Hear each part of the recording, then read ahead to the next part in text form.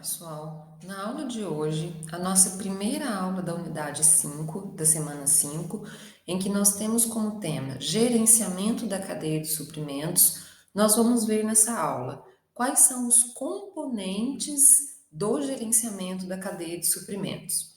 Então vamos lá, nós temos alguns componentes dessa cadeia de suprimentos. Temos os componentes físicos e técnicos, que se caracterizam por serem mais visíveis, tangíveis, mensuráveis e possíveis de serem trocados, como as estruturas da organização, de comunicação, informação, de atividades e do fluxo de materiais, além dos sistemas de planejamento e controle, entre outros. Temos ainda os componentes de gestão e comportamento. Nesse caso, eles são menos tangíveis, visíveis, mensuráveis e compreendidos, sendo os que mais dificultam o processo de implementação de uma cadeia, como as estruturas de poder e liderança, métodos de gestão, cultura e atitude organizacional, que irão impactar os componentes físicos e técnicos de gerenciamento. É importante lembrar, pessoal, vamos voltar e resgatar um pouco os objetivos dessa disciplina, não só os objetivos da disciplina, como os objetivos de uma gestão a partir de uma cadeia de suprimentos. As empresas, quando decidem fazer parte de uma cadeia de suprimentos, elas decidem isso porque acham que é uma vantagem maior para elas, uma vantagem principalmente logística, fazer parte de uma cadeia e integrar todos os sistemas de gestão junto com outras organizações que atuam na mesma cadeia.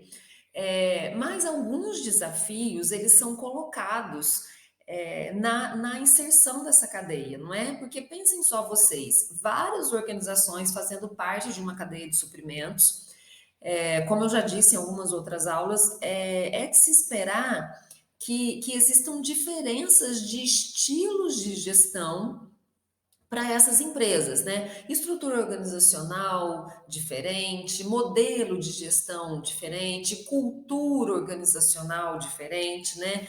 E isso é de se esperar que isso aconteça, né? Porque as organizações elas não são uniformes, mas quando essas organizações se propõem a fazer parte de uma rede, elas precisam de uma rede de suprimentos, de uma cadeia de suprimentos, elas precisam superar essas diferenças para atuar na convergência de objetivos, metas, planos, enfim, porque é essa convergência que vai garantir que essas empresas, que essas organizações que fazem parte dessa cadeia de suprimentos, que elas sejam parceiras e que formem alianças e que não sejam rivais em uma mesma cadeia. Então vamos lá, quando a gente pensa, né, eu trouxe esse quadro aqui que eu acho que é interessante pensar a partir desse quadro, né? Quando a gente pensa em um estilo de gestão, em uma gestão fora de uma cadeia de suprimentos, né, em uma gestão autônoma, autônoma nesse sentido de não formar redes, né, de parceria logística, a gente tem aí alguns itens que as empresas buscam, né? Barganha, discussão do preço, o ganho é só na compra, o estoque é a fonte de lucro, escondem informações dos seus concorrentes, trabalham com vários fornecedores para reduzir risco, compram mais cedo, atendem requisições, tem uma questão mais funcional ali, né? Por quê? Porque as outras empresas externas da ela são concorrentes. Então, elas precisam criar mecanismos de defesa para sobrepor a essa concorrência. Mas numa gestão da cadeia de suprimentos, essa lógica funciona totalmente ao contrário. As empresas, as organizações que compõem essa cadeia, elas são parceiras, ou pelo menos deveriam ser parceiras e formar alianças estratégicas para juntas conseguirem uma eficiência maior nos processos logísticos dessa rede. Então, nesse caso, funções como parceria, o objetivo é o custo total e não o custo por empresa, o ganho é em escala em toda a cadeia de suprimentos, o estoque é uma fonte de custo, já que nessa rede, né, o estoque ele não é muito bem visto, grande quantidade de estoque, né, vale lembrar, porque atrasa logisticamente, né, a gestão dessa rede, ao compartilhamento de informações, se possível, a um ou poucos fornecedores que vai fornecer para toda essa cadeia. Eles compram mais tarde, participam do projeto de planejamento e gestão. E é importante essa participação, né? Fazem alianças estratégicas para gerir juntamente aí nessa cadeia. Falando em alianças estratégicas, nós temos alguns estilos e alguns tipos de aliança. Quais são? Nós temos as estratégias logísticas que podem ser feitas por meio de parcerias, em que a definição é a seguinte: as estruturas funcionais das organizações vêm sendo substituídas por um sistema de gerenciamento horizontal, visando reduzir as distâncias entre fornecedores, indústria, distribuidores e varejistas. Nesse caso, a parceria como uma estratégia que integra fornecedores e produtores no desenvolvimento de planos e programas de produção, alinhando-os a necessidades do cliente. A evolução dessa estratégia leva ao chamado Comercship, que irá incorporar fabricação conjunta com minimização de custos da matéria-prima e dos produtos em processo e acabados ao longo do fluxo em direção ao cliente.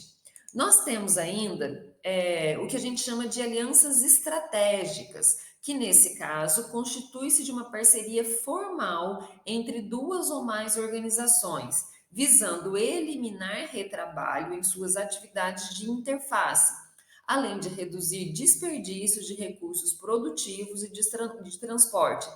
Mas tudo isso, pessoal, vale lembrar, tudo isso só tem condição de ser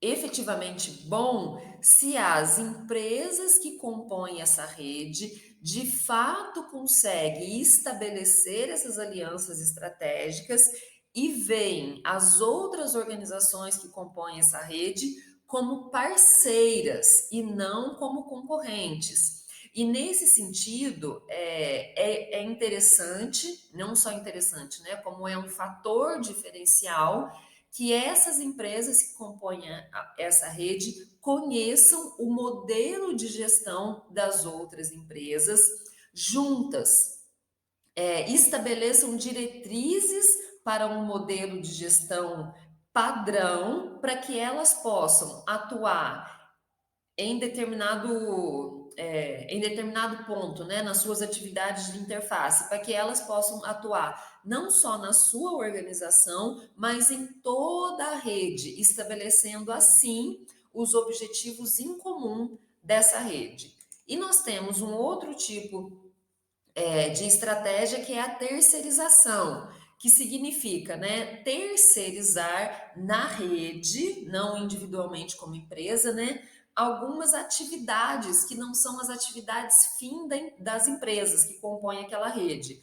Como, por exemplo, atividades contábeis de seleção e contratação de pessoal, de manutenção, são alguns exemplos de terceirizações mais efetuadas. Recentemente, muitas atividades produtivas também têm sido terceirizadas em face de novas orientações estratégicas das organizações. As atividades logísticas, principalmente com o advento dos operadores logísticos, também vêm sendo terceirizadas pelas empresas, tendo em vistas o vultuosos investimentos e custos de suas práticas. E ao se terceirizar algumas atividades, significa ter mais tempo e mais recurso para se dedicar à sua atividade fim daquela rede. Até nossa próxima aula.